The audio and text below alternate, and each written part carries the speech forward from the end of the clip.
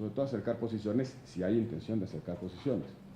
Y yo creo que la puede haber si hacemos un ejercicio de construcción más allá de posiciones predeterminadas o de ciertas, digamos, determinaciones ya puestas en el juicio que cada uno de nosotros pueda tener sobre la materia. Hay un primer problema que aparece en estas discusiones, es que no se ha razonado, no se logra clarificar cuáles son las funciones de las Fuerzas Armadas en tiempos de paz. Parece que hay una preconcepción, y ahí el problema de tránsito en esta discusión. Parece que la lectura de nuestra Constitución es que cuando no hay un conflicto bélico, con una potencia extranjera o con una amenaza exterior, las Fuerzas Armadas deben estar en los cuarteles y que no tienen ninguna función fuera de los cuarteles.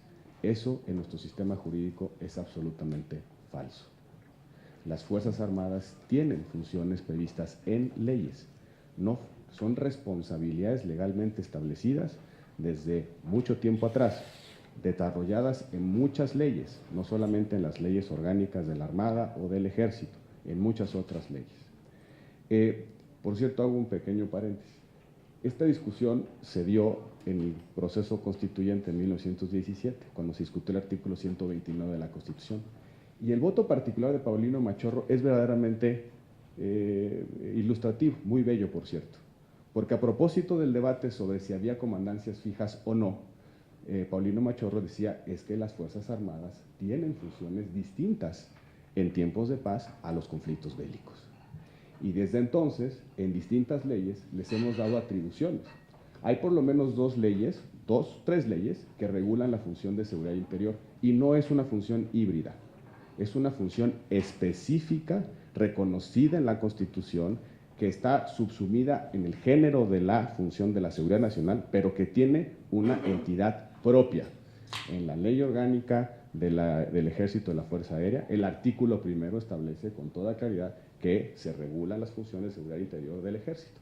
En la ley orgánica de la Armada de México también se establece en el artículo primero que se regulan las funciones de seguridad interior de la Armada de México.